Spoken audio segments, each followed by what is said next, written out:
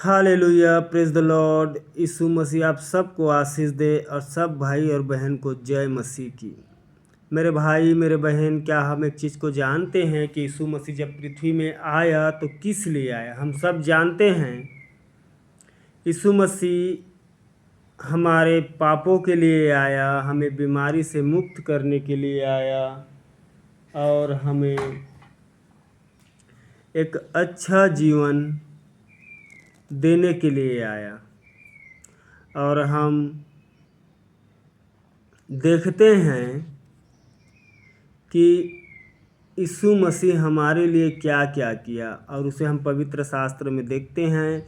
उनके चेले के द्वारा जो हर एक बातों का यहाँ पर लिखा गया है, क्योंकि उन्होंने यीशु मसीह को अपनी आँखों से देखा, उसके साथ चला है और उसके हर एक बातों को सुना है और माना है। और आज वो लोग भी प्रभु यीशु मसीह के पास बैठे हैं, और इसलिए बैठे हैं कि उन्होंने यीशु मसीह की चाल और चलन को नहीं छोड़ा, और उसी की चाल और चलन में वो लोग चला, और आज न्याय करने के लिए वो सब इंतज़ार कर रहे हैं। तो हम सब विश्वासियों को एक विश्वास करना होगा। यीशु मसीह, हम सब कहते हैं कि यीशु मसीह हमारे पापों के लिए आया और हमारे उसके कोड़े खाने से हम चंगे हुए। ये सब चीज़ को तो हम जानते हैं, क्योंकि पास्टर जो है वो सब इन बातों को बताते हैं। और पास्टरों को मैं धन्यवाद कहता हूँ कि बाइबिल के हर एक दृष्टांत को समझते हैं, प्रभु की दया से और लोगों तक लेकर आते हैं। लेकिन एक चीज़ हमें और सीखना चाहिए कि हम उस पवित्रताई को कैसे पाएं, उस उद्धारकर्ता के पीछे कैसे चले। यीशु मसीह कहता है, सिद्ध बनो ताकि तुम्हारा स्वर्गीय पिता भी सिद्ध है। यदि कोई मेरे पीछे होना चाहे तो प्रतिदिन अपना क्रूस उठाए और अपना आप का क्या करें, इनकार करें।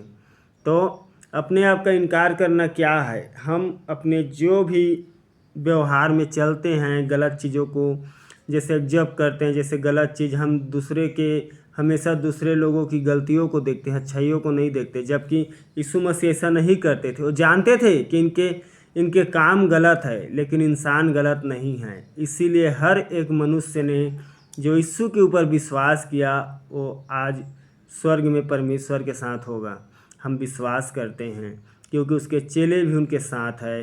क्योंकि उनके चेलों भी पहले गलती किया। पतरस को ही हम देखते हैं कि मैं इसे नहीं जानता कहा जब पकड़ा गया, लेकिन एक बहुत ही बड़ा धर्मी बना और बहुत ही अच्छा उन्होंने अपना सेवा को शुरू करके अपना अंतिम दिन में वो चला गया।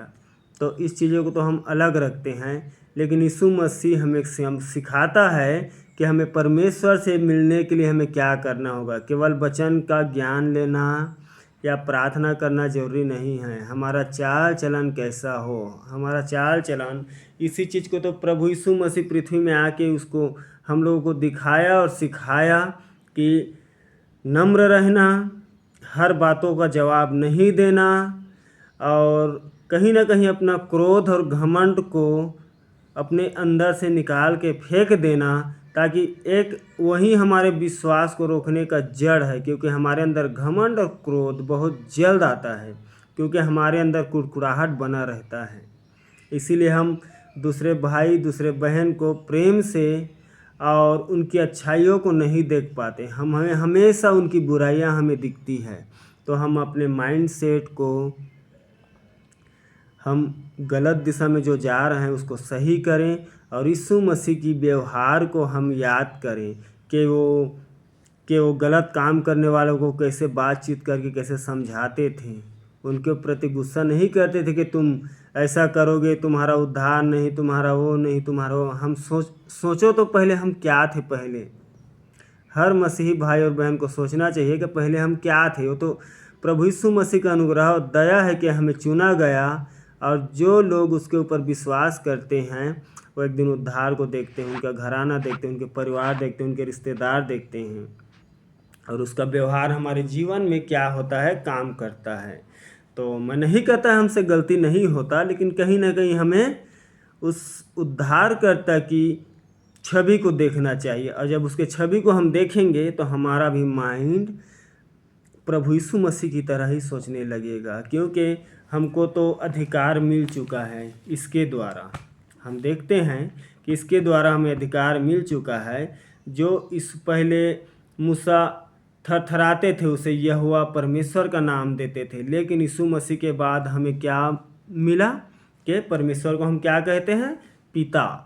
और यीशु मसीह कहता है मैं जाता हूँ और जो अधिकार स्वर्ग और पृथ्वी का मेरे पास है उसे मैं तुम्हें देता हूँ, और मैं तुम्हारे लिए जगह तैयार करने जाता हूँ, और मैं दोबारा आऊँगा। तो इस बार वो आएगा तो अनुग्रह के साथ नहीं आएगा मेरे भाई मेरे बहन, वो आएगा धर्मियों के लिए। तो हम सबको सोचना और समझना चाहिए। इसीलिए तीतुस में हम पढ़ते हैं 3 अध्याय 2 वचन में, किसी को बदनाम ना कर, झगड़ालू ना हो, पर कोमलता स्वभाव के हो, और सब मनुष्यों के साथ बड़ी नम्रता के साथ रहें। तो यही हमारा व्यवहार है, और हमारा व्यवहार को देखकर लोग हमारे परमेश्वर की महिमा करेंगे, उसके नाम की तारीफ करेंगे। जब जब जब संसारिक भाई और बहन एक जगह इकट्ठे होते हैं और जब उनके पड़ोसी हम रहते हैं, तो हमारा व्यवहारों को देखकर वो लोग चर्चा करते हैं कि ये लोग यीशु मसीह मानते हैं और यीशु मसीह के पीछे चलते हैं। तो ये लोग किसी से झगड़ा नहीं करते, किसी से वाद विवाद नहीं करते, कोई भी चीज़ों के लिए लोग लोभ और लालच नहीं करते। तो इस चीज़ को हमें समझना चाहिए, और हम इस चीज़ को हमें सीखना चाहिए कि जब हमारे पीठ पीछे कोई बोलता है और तो यीशु का जब भी उनके मुंह में नाम आता है तो यीशु का नाम की महिमा और तारीफ होता है। तो मैं सब भाई और बहन को जय मसीह की कहता हूँ, और ज़्यादा से ज़्यादा बाइबिल को देखें। मैं आपसे विनती और प्रार्थना करता हूँ मेरे भाई बहन छोटे बड़े जो भी हो, इस अंत के समय में आप बाइबिल को देखें। बाइबिल ही हमारा उद्धार है, क्योंकि इसमें स्वयं परमेश्वर का वर्ड है, परमेश्वर का बातें हैं इसमें। तो हम सबको समझना चाहिए, और इसे प्रतिदिन अगर आपके पास घंटा नहीं 2 घंटा नहीं, अगर 10 मिनट भी हो तो 10 मिनट बहुत है। आप सबको जय मसीह की।